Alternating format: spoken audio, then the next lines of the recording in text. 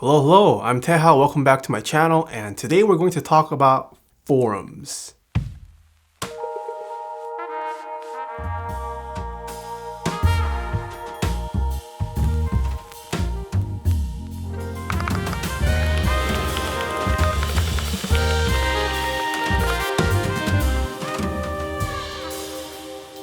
As with most niche hobbies, you can't just dive into the custom mechanical keyboard scene without doing a little bit of research and educating yourself on the subject matter. In doing so, you'll quickly come to realize that there's tons of forums and Discord groups with communities and sub-communities out there. While my goal is to foster a community based around my platforms, I wanted to shed some light on other educational resources that currently exist because 1. There's tons of great information out there, 2. This hobby is founded on communities, and 3.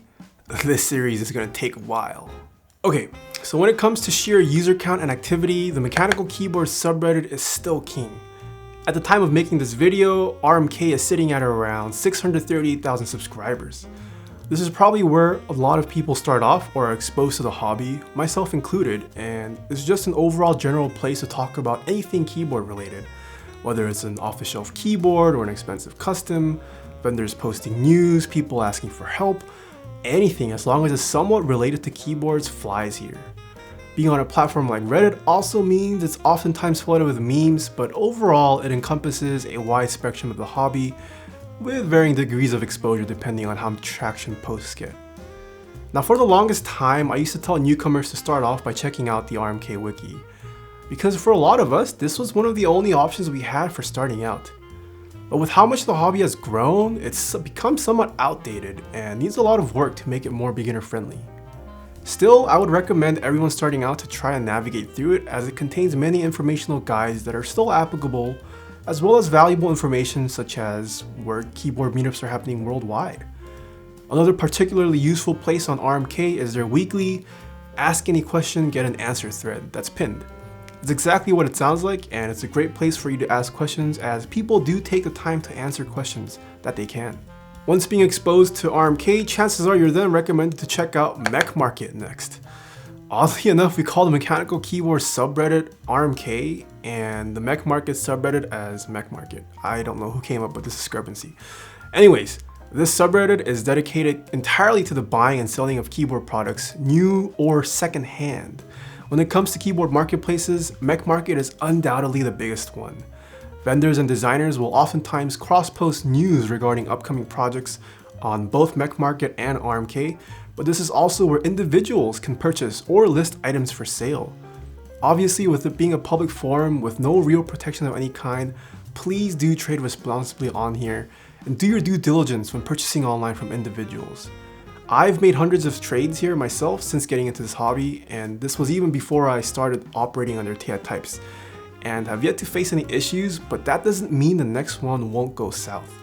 Please do read the rules in the sidebar to properly engage in this subreddit. Next we have geekhack. Ever wondered where all the custom parts I use for the builds shown on my videos come from? Want to know what products are upcoming or currently available for purchase? Geekhack is the answer in the forum you want to keep your eyes out on. Whether you're an established designer or a new hobbyist, individuals come to geekhack to post ideas for products they want to see get made in the hopes of eventually turning it into a reality. Keyword, individuals. While vendors can and do create products themselves, the large majority of products and ideas created on geekhack are conceived by the average community member just looking to make something new in the hobby. At a high-level glance, you can consider geekhack like a giant Kickstarter platform dedicated solely to crowdfunding custom keyboard components. The two categories you want to browse in particular are the interest check and group buy sections.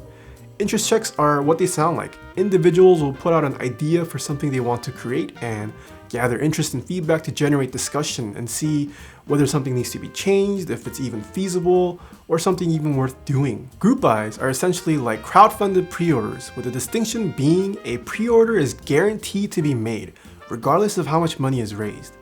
But a group buy isn't guaranteed to run if it fails to raise enough funds, in which case hopefully the money is refunded to the participants. Shoutouts to Mike of Novel Keys for helping me with that distinction. But geekhack is also much more than that, which a lot of newcomers might fail to realize. Geekhack used to be a haven for enthusiasts looking to take their passion and knowledge of keyboards beyond just purchasing one. Diving deep into the discussion threads of Geekhack that the early trailblazers of the hobby partook in is like discovering an ancient underground library to the custom mechanical keyboard enthusiast. From trying to document the histories of the earliest known custom mechanical keyboards, to the early attempts and moddings of stock switches, to reading pages upon pages of why certain designers made certain design choices. There is so much rich history that makes Geekhack what it is, and also what brings the community of Geekhack users together. And when I say community, I really do mean a community. If you've been a viewer of my channel for a while, you might have seen the only vlog I've ever posted on my channel so far, also my first ever terrible attempt at vlogging, where I traveled to KeyCon, one of the largest keyboard meetups worldwide, and that is hosted by Geekhack. To most newcomers, Geekhack is an ugly, outdated website that's supposedly hard to navigate and decipher, but maybe it was never meant to be attractive or user-friendly to the mainstream audience. It was created in 2006, and it was just a nerdy place for extreme enthusiasts to nurture DIY projects and to geek out over keyboards. It's been managed and funded by individuals in the community up until recently when Drop purchased it in 2018. That's right, Geekhack is owned by Drop, so if you guys have anyone to complain to, it's Drop. Geekhack has its flaws of course, and I do agree that it is definitely in need of a major overhaul, but that's also what gives it character. And who knows, maybe Geekhack's antiquated nature is what has protected it from becoming a meme-filled forum like every other forum nowadays. What Geekhack is to custom mechanical keyboards, deskthority is for all you vintage keyboard lovers. Like Geekhack, deskthority has its own community and rich history, and while I personally do love and collect vintage keyboards, I can't possibly cover everything in the hobby.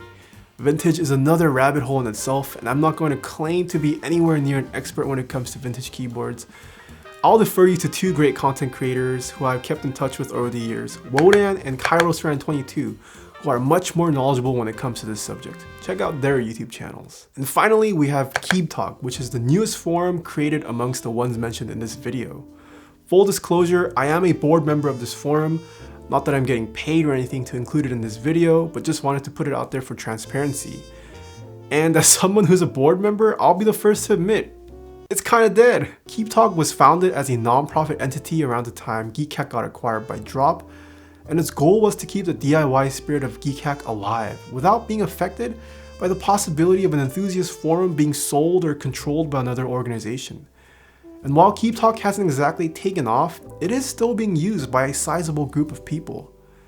I would like to think KeebTalk has a couple benefits over current existing options: a more modern aesthetic, easier to use interface, and clearly defined and easily separated categories. Currently, KeebTalk seems to best be used for exploring scientific or DIY experimentation as well as the documentation of it. And overall, it's just a generally friendly and visible space for people to ask questions and receive answers. While mechanical keyboards have been around for quite some time now, the custom mechanical keyboard scene hasn't been around for as long as people may think. The DK Saber, otherwise known as the granddaddy of all custom mechanical keyboards, emphasis on custom, was made in 2006, and the majority of my sponsors, who arguably are currently some of the biggest vendors in the space, haven't even been operating for more than 3 years. As of late, however, all these forums and communities have been put in an interesting position. There's no denying now that the hobby has grown exponentially, and that this growth doesn't intend to stop anytime soon. And whether they may like it or not, I personally believe that these entities at the forefront representing the hobby, whether they're forums, vendors, and content creators like myself, are obligated to adapt to welcome the new generation and shed a positive light. That's why I've finally started to take the plunge into making these instructional videos. So it's going to be interesting to see how the infrastructure of this hobby changes. And this of course won't be an easy process. The hobby is going through growing pains right now that it probably never imagined it would ever have to. With the scale and speed products are both coming out and being exchanged secondhand nowadays, things need to change. The way information is distributed needs to change.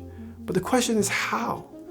Each forum has their own roots and histories that just can't be abandoned. And by the way, I haven't even touched the plethora of Discord groups that exist or regional forums in other parts of the world. To many people who have been in the hobby for a while like myself, we're okay with the status quo of these outdated forums. But I do agree that to many newcomers, it can be daunting and even discouraging. And I hear you, I really do. With how many software engineers and designers this hobby attracts, anyone could probably create a new forum that modernizes the scene. But how do you move and convince the existing communities to transition?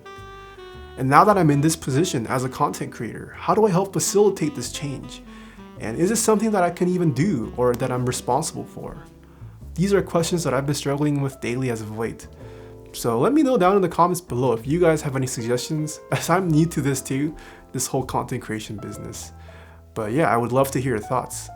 So thank you for watching this video. Be on the lookout for the next video in this series, and until next time, see you nerds.